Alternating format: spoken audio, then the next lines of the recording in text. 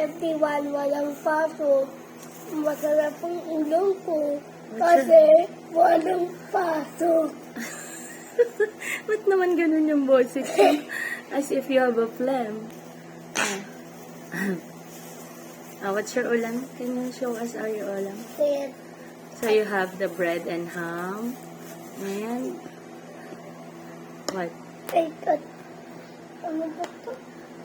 Tuna egg and longganisa. You can open. I show to the viewers. Wow! Tuna egg and longganisa. So after eating, what will you do? What will you do after eating? Huh?